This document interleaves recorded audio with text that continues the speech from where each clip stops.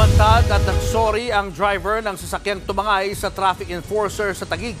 Hindi raw niya intensyong makasakit o tumakas. Sa kabila niyan, desidido ang MMDA na kasuhan ang driver.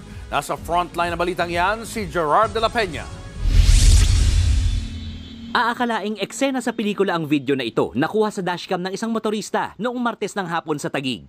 Ang isang enforcer, kitang nakakapit sa hood ng pulang sasakyan habang mabilis na umaandar. Nakunan din ito ng isang tauhan ng MMDA na nakapwesto sa bandang Sales Road. Sa isa pang video, kitang saglit na huminto ang sasakyan. Pero bigla na naman itong umandar habang nasa hood pa rin ng enforcer. Sa investigasyon, may nabangga umano ang sasakyan na motorsiklo kaya tumatakas. Ayon sa rider na nabangga umano, sinenyasan niya ang enforcer para ipagbigay alam ang nangyari. Saktan yung pasahero ko. Buti nakita ko si sir. Pansin ni sir yung nasumisin niya sa kabin. Dito na raw lumapit ang enforcer sa pulang sasakyan at sinabihan ng driver na itabi muna ang sasakyan para mag-usap na nabanggang rider.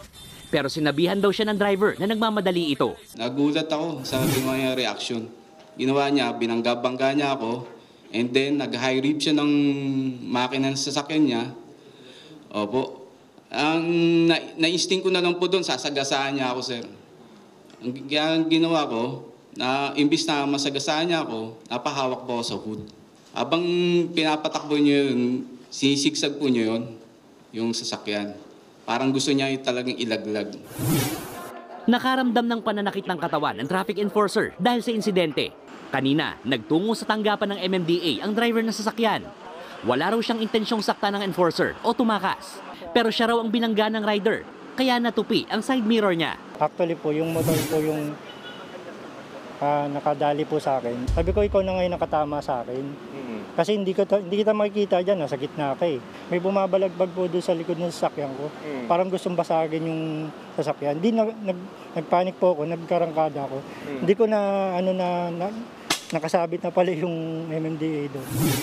Sa kabila ng paliwanag at pagsusori, desidido ang MMDA na magsampa ng kasong attempted homicide laban sa driver ng pulang sasakyan. Nalagay po sa alanganin yung buhay po ng aming enforcer dahil imagine niyo naman kung nahulog siya doon at na bagok ang ulo or nasagasaan ng ibang sasakyan, pwede pa pong magresulta sa kanyang pagkadisgrasya, even pagkamatay. Nailapit na rin daw ng MMDA ang kaso sa Land Transportation Office o LTO para mabigyan ng karampatang parusa ang driver. Nagbabalita mula sa Frontline, Gerard de la Peña, News 5. Mga kapatid, Julius Babaw po. Iba na ang may alam at may pakialam sa panahon ngayon.